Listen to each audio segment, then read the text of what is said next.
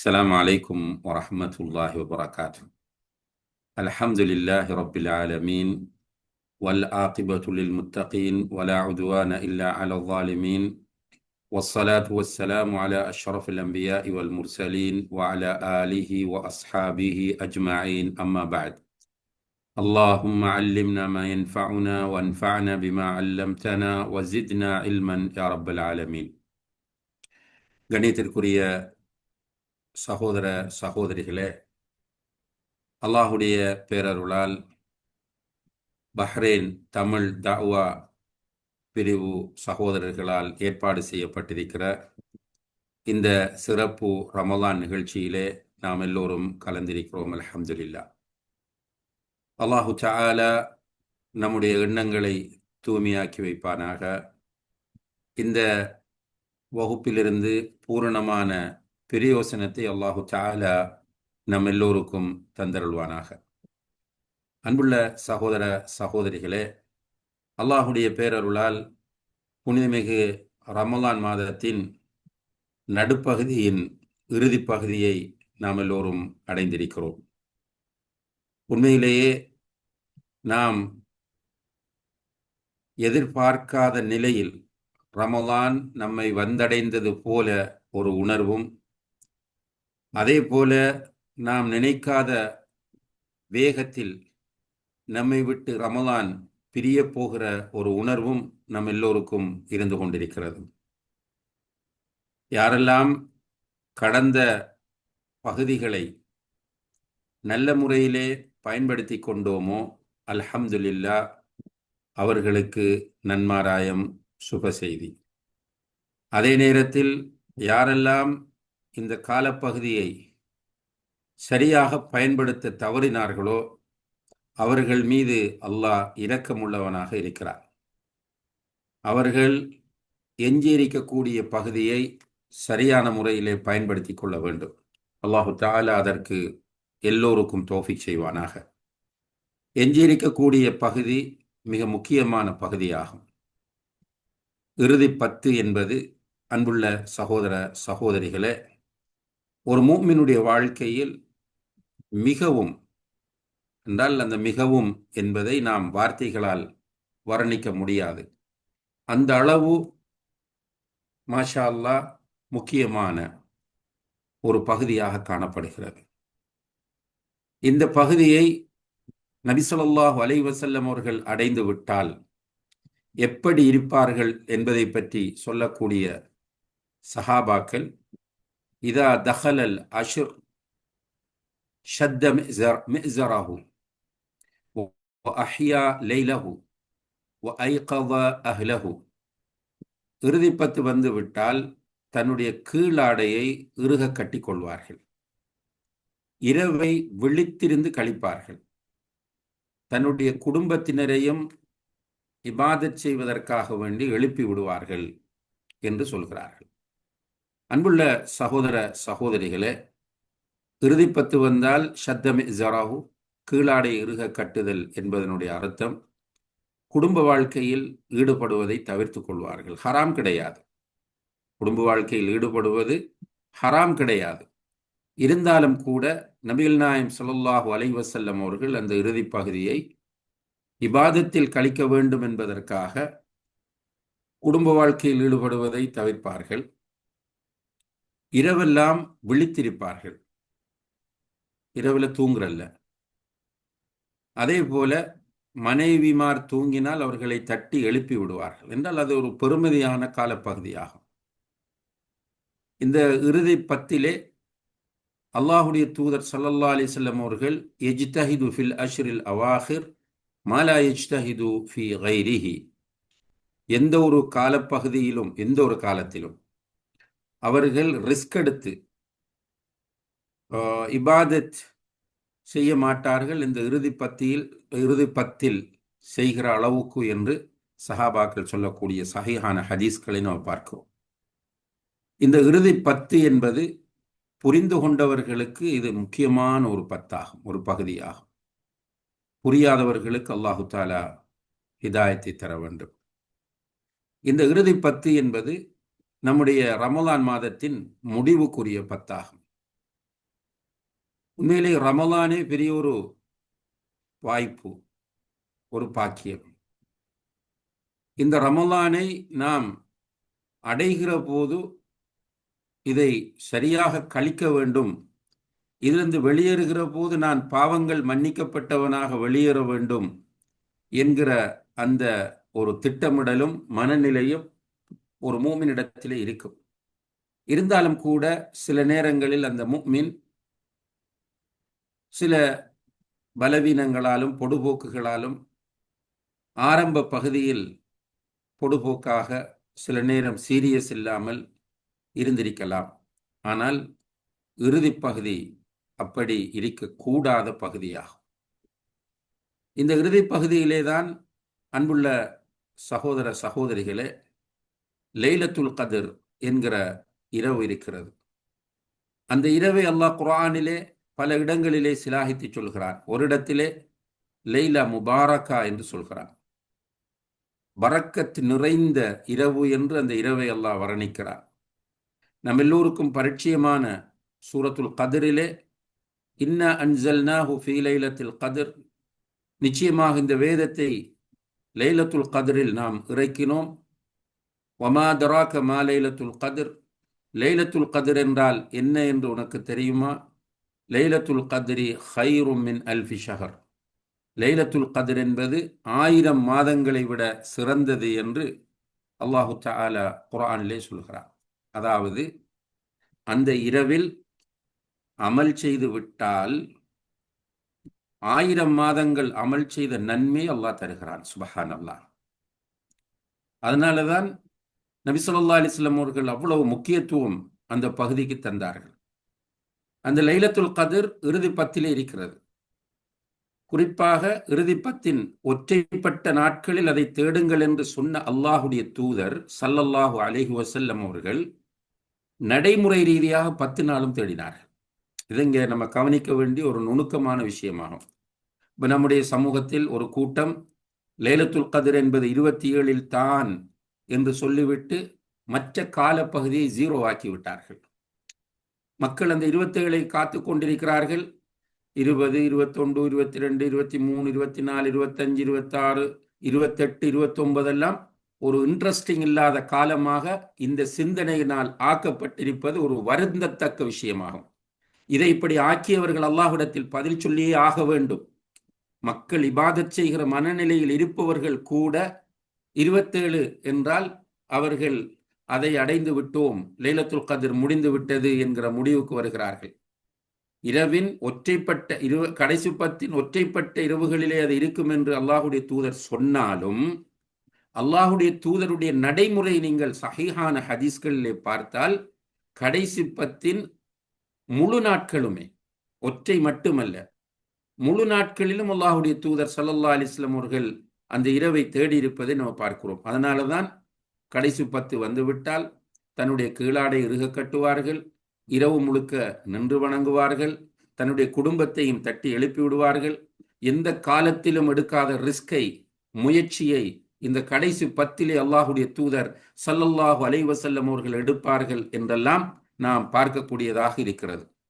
எனவே அன்புள்ள சகோதர சகோதரிகளே, உண்மையிலே நாம் வாழுகிற இந்த காலம் ஃபித்னாக்கள் மிக வேகமாக வெளிப்பட்டு கொண்டிருக்கிற ஒரு காலமாகும். எல்லா பக்கமும் ஃபித்னா, சுப்ஹானல்லாஹ். ஒவ்வொரு செகண்ட் ஒரு புதிய ஃபித்னா வெளியாகி கொண்டே இருக்கிறது. அந்த ஃபித்னா நம்முடைய உள்ளத்தை டச் பண்ணுகிறது. நம்முடைய உள்ளம் நோய்வாய்ப்படுகிறது, உள்ளம் சுருங்குகிறது, உள்ளம் காயப்படுகிறது, உள்ளம் கரைப்படுகிறது. இதனுடைய விளைவுகளை நம்முடைய அன்றாட வாழ்க்கையில் நாம் பார்க்கிறோம்.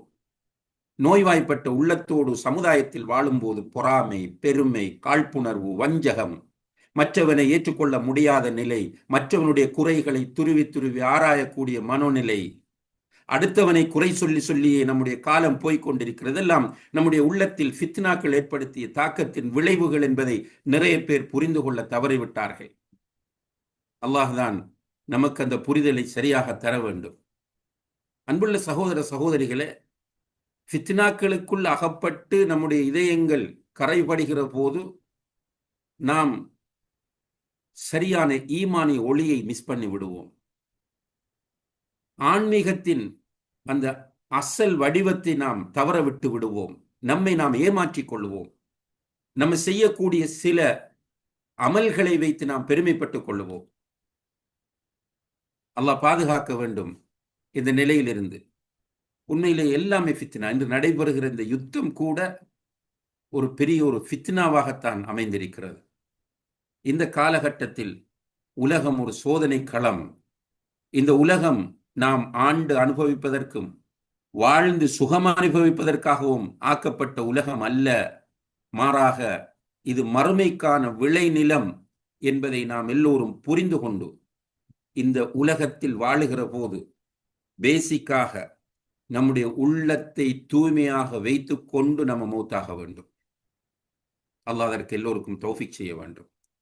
அன்புள்ள சகோதர சகோதரிகளே, இதை புரிகிறது கஷ்டம். எதையுமே நெகட்டிவாக குறையோடு பார்த்து பார்த்து இதை பேசினா கூட, இப்படி பேசுவதை கூட சில நேரங்களில் நெகட்டிவாக பார்க்கிற அளவுக்கு நம்முடைய மனநிலைகள் மாற்றமடைந்து கொண்டிருக்கின்றன என்று சொன்னால், எங்க ஒரு மௌலவி பேசும்போது ஒரு குறை விடுவார், சுப்ஹானல்லாஹ், சிந்தித்து பாருங்கள். யாராவது ஒருவர் ஒரு விஷயத்தை பதிவு செய்தால் யார் பிழை விடுவார் என்பதை மட்டுமே பார்க்கிற ஒரு சோதனையான காலத்திலே நாம் வாழ்ந்து கொண்டிருக்கிறோம். ஆனால் மௌத்து கன்ஃபார்ம். இந்த உம்மத்தினுடைய வயது லிமிட்டட். ரசூலுல்லாஹி அலைஹி வஸல்லம் அவர்கள் சொன்னார்கள், அஅமாரு உம்மதி மா பைன 60 வ 70. என்னுடைய சமுதாயத்தின் வயது 60க்கும் 70க்கும் இடைப்பட்டது என்று சொன்னார்கள். Very limited. மௌத்தாகி போகணும். கபரிலே ஒரு வாழ்க்கை இருக்கிறது. அதற்கு பிறகு உலக அழிவு, மீண்டும் மஹ்ஷர், மஹ்ஷரிலே ஒரு வாழ்வு இருக்கிறது. இறுதி கட்டம் கேள்வி கணக்கு அல்லாஹுடைய நீதிமன்றத்தில் அல்லாஹ் நிறுத்தி அவனே விசாரணை செய்கிற நிலை. அதற்கு பிறகு நரகம், நரகத்திற்கு அடுத்ததாக கந்தரா என்று சொல்லக்கூடிய ஒரு இடம், அதற்கு பிறகுதான் சுவர்க்கம். இந்த நரகத்திற்கு மேலே ஒரு பாலம். அந்த பாலம் நாம் கடக்க வேண்டிய பாலம். கடக்க தவறினால் கீழே நரகம். அல்லாஹ் நம் அனைவரையும் அந்த நரக நெருப்பிலிருந்து பாதுகாக்க வேண்டும். இந்த பாலத்தை கடந்து சுவர்க்கத்திற்குள் நாம் போக வேண்டும் என்றால் நமக்கு தக்குவா தேவை. நம்முடைய உள்ளத்திற்கு தக்குவா தேவை. மற்றவனுக்கு தக்குவா கிடைக்குதோ இல்லையோ அது செகண்ட் திங். ஃபர்ஸ்ட் எனக்கு தக்குவா வேண்டும் என்றால் யாரும் என்னோடு சேர்ந்து வரப்போவதில்லை. கபருக்குள்ளும் வரமாட்டார்கள், மஹ்ஷரிலும் என்னோடு சேர்ந்து நிற்க மாட்டார்கள். சிராத் என்ற பாலத்தையும் கடப்பதற்கு யாருமே ஹெல்ப் பண்ண மாட்டார்கள். இப்படி தனியே நான் பயணிக்க வேண்டி இருப்பதனால் ஃபர்ஸ்டுக்கு நான் சுயநலவாதியாகவே என்னை பார்க்க வேண்டும். யா அய்யுஹல்லதீன ஆமனு கூ அன்ஃபுஸக்கும் வ அஹ்லீக்கும் நாரா. ஈமான் கொண்டவர்களே, உங்களையும் உங்களுடைய குடும்பத்தையும் நரகத்திலிருந்து ஃபர்ஸ்ட் உங்களை. முதலில் நானும் நீங்களும் நம்மை பார்க்க வேண்டும். சகோதர சகோதரிகளே, தக்குவாவை அடைவதற்கான ஒரு அருமையான வாய்ப்பு தான் இந்த ரமதான். தக்குவா கூடியிருக்கிறதா? உள்ளம் தூய்மை அடைந்தால் சில சிம்டம்ஸ் வெளிப்படும். அல்லாஹ் குர்ஆன்ல சொல்றான். உள்ளம் பரிசுத்தம் அடைந்தால் சில அடையாளங்களை நம்ம நம்முடைய வாழ்வில் காணலாம். உதாரணமாக, குர்ஆன் ஓத ஓத நமக்கு இன்ட்ரெஸ்டிங்காகவே இருக்கும். அதுல ஒரு டேஸ்ட் வரும், போர் அடிக்காது. அல்லாஹ்வை திக்ர் செய்வதில் ஒரு சுகம் இருக்கும். இபாதத்துகள் மிஸ் ஆனால் கைசேதம் வரும். சுவர்க்கம் நரகம் பற்றி பேசப்படும் போது அதுக்குள்ள போக வேண்டும், நரகத்திலிருந்து பாதுகாப்பு பெற வேண்டும் என்கிற ஆசை வரும். சுவர்க்கத்துக்குள்ள போக வேண்டும், நரகத்திலிருந்து விடுதலையாக வேண்டும். அல்லாஹ்வை பற்றி பேசினால் உள்ளத்தில் ஒரு விதமான ஃபீலிங். அல்லாஹ்வை பார்க்க வேண்டும், அவனிடம் போக வேண்டும். பாவம் ஒன்று செய்துவிட்டால் அருவருப்பாக இருக்கும். நம்மளே நமக்கு பிடிக்காம போகும். என்ன செய்துட்டோம்? இதெல்லாம் உள்ளம் பரிசுத்தமாக இருப்பதற்கான அடையாளங்கள். அல்ஹம்துலில்லாஹ், யாருக்கெல்லாம் இப்படி இருக்கிறதோ அல்லாஹ்வுக்கு ஷுக்ர் செய்வோம். இன்னும் இன்னும் அந்த நிலையை அதிகரித்துக் கொள்ளவும் தக்க வைத்துக் கொள்ளவும் முயற்சி செய்வோம். ஆனால் யாருக்கெல்லாம் இந்த நிலைமைகள் வராமல் இருக்கிறதோ, இன்னா லில்லாஹி வ இன்னா இலைஹி ராஜிஊன், அவர் குரூர், தகப்புர், உஜுப் போன்ற நோய்களுக்கு உள்ளாக்கப்பட்ட மனிதன். அவர பார்வையில் அவர் வெரி ஜெனுவின், அவர பார்வையில் அவர்கிட்ட எல்லாம். ஆனால் வாய துறந்த கீபத், புறம், அவதூறு, பொய், ஆபாசம், விரசம், நயவஞ்சகமான பேச்சு, மற்றவர்களுடைய மானங்களில் விளையாடுவதில் சுகம். இன்னா லில்லாஹி வ இன்னா இலைஹி ராஜிஊன். அப்படியான ஒரு மனிதனாக நான் வாழ்ந்து மௌத்தாகிவிடக் கூடாது. அல்லாஹு தாலா நம் எல்லோரையும் பாதுகாக்க வேண்டும். எனவே அன்புள்ள சகோதர சகோதரிகளே, இந்த எஞ்சியிருக்கிற இந்த காலப்பகுதியை திட்டமிட்டு நம்மை நாம் மாற்றுவதற்குரிய ஒரு காலப்பகுதியாக ஆக்க வேண்டும். முடியுமானவர்கள் எல்லா பிஸ்னஸ் எல்லாம் விட்டுட்டு, எல்லா சோழிகளையும் விட்டுட்டு இஅ்திகாஃப் இருப்பதற்கு முயற்சி செய்ய வேண்டும். நபிகள் நாயகம் ஸல்லல்லாஹு அலைஹி வஸல்லம் அவர்கள் ஒவ்வொரு வருடமும் இஅ்திகாஃப் இருப்பார்கள். ஒவ்வொரு வருடமும் இஅ்திகாஃப் இருப்பார்கள். அவர்களுடைய வஃபாத்துக்கு பிறகு அவர்களுடைய மனைவிமார் அதை தொடர்ந்து செய்தார்கள். அதே போல அதிகமான சஹாபாக்களும் அதை செய்து வந்தார்கள். எனவே இஅ்திகாஃப் இருப்பது என்பது பள்ளியில் இருப்பது மட்டுமல்ல, பள்ளியில் இருந்து நம்மை நாம் சுய பரிசோதனை செய்வது. நான் யார்? நான் செய்துகிட்டு இருக்கிறது சரிதானா? என்னுடைய எல்லா காரியங்களையும் செய்தான் எனக்கு அழகாகத்தானே காட்டுகிறான். ஆனால் உண்மையிலே நான் சரியாகத்தான் செய்கிறேன், அல்லாஹ்வுக்கு பொருத்தமாகத்தான் நடக்கிறேனா? நாளை மறுமையிலே நான் அல்லாஹுடைய நீதிமன்றத்தில் போய் நிற்கும் போது என்னுடைய வாய்க்கு அல்லாஹ் முத்திரையிட்டு விட்டு என்னுடைய கையையும் கால்களையும் ஏனைய உறுப்புகளையும் பேச வைத்தால் என்னுடைய நிலை என்ன? அல்லாஹு தாலா எனக்கு தந்திருக்கிற நியமத்துகளுக்கு நான் போதிய அளவு ஷுக்குர் செய்கிறேனா என்று நம்மை நாம் சுய பரிசோதனை செய்வது, முஹாசபா செய்வது. இரவு வேளைகளிலே உட்கார்ந்து ஃபர்லான தொழுகைகளை நிறைவேற்றுவது, கியாமுல் லைலிலே ஈடுபடுவது, அல்லாஹுவை திக்ர் செய்வது, இஸ்திக்ஃபார் செய்வது, துஆ கேட்பது, இப்படியாக இந்த பள்ளியில் வேலை நடக்க வேண்டும். இந்த பயான் பண்றது, கிளாஸ் நடத்துறது, இஅ்திகாஃப் இருந்துட்டு லேப்டாப்பை கொண்டு போய் பிஸ்னஸ் நடத்துறது. இப்போ சிலர் நம்ம பார்க்குறோம், இஅ்திகாஃப் இருக்கிறாங்க, லேப்டாப் இருக்கும், முழு பிஸ்னஸ் நடக்கும். நடத்தக்கூடாதுன்னு, அது நடத்தினா ஹராமான்னு கேட்டால் இல்லை. ஆனால் அந்த இஅ்திகாஃபினுடைய முழுமையான பலன் நம்மால் அடைய முடியாமல் போய்விடும் என்பதை நாம் கவனத்திலே கொள்ள வேண்டும். அதே போல குர்ஆனோடு உள்ள தொடர்பு, நிறைய குர்ஆன் ஓதுவது, பகல் வேளைகளிலும் இரவு வேளைகளிலும் அதிகம் அதிகம் குர்ஆன் ஓதுவது. ஓத ஓத நம்முடைய உள்ளம் பரிசுத்தமாகும். அல்லாஹ் குர்ஆன்ல சொல்றான், ஷிஃபாஉன் லிமா ஃபிஸ் சுதூர், நெஞ்சுகளில் உள்ள நோய்களுக்கு மருந்து இந்த குர்ஆன் என்று சொல்கிறான். நிறைய ஓத வேண்டும். முடியுமானவரை அதனுடைய தஃப்சீரை, தர்ஜமாவை வாசிக்க வேண்டும். இப்படியாக இந்த இறுதி பகுதியை கழிக்க வேண்டும். தான தர்மங்கள் செய்வது, இஅ்திகாஃப் இருக்காதவர்கள் வெளியிலே கூடுதலாக அமல்களிலே நேரங்களை கழிப்பது, பிஸ்னஸ்களை கொஞ்சம் குறைச்சி கொள்வது, வெளியில அலைகிறத்தை குறைத்து கொள்வது. குறிப்பாக நம்முடைய ஸ்ரீலங்கா, இந்தியா போன்ற நாடுகளில் நம்முடைய சகோதர சகோதரிகள் செய்கிற பெரிய ஒரு மிஸ்டேக், இறுதி பத்தின் இரவுகளை கடை தெருக்களிலே கழிப்பது. நோன்பை திறந்துட்டு போனால் சிலர் என்ன செய்கிறாங்க என்றால், இப்போ உதாரணமாக சென்னை போன்ற இடங்கள்ல எல்லாம் போய் பார்த்தீங்க என்றால், நோன்பு துறக்கிறதுக்கு முன்னாடியே பஜாருக்கு வந்துடுறாங்க. வந்தா ரோடில் நோன்பை துறக்கிறது. அதுக்கப்புறம் மக்ரிப் கிடையாது, இஷா கிடையாது, கியாமுல் லைல் கிடையாது. சுப்ஹானல்லாஹ். இப்போ ட்ரெஸ் வாங்குறதாக இருந்து அதை பகல் வேளையிலேயாவது குறைந்தது வாங்க வேண்டும்.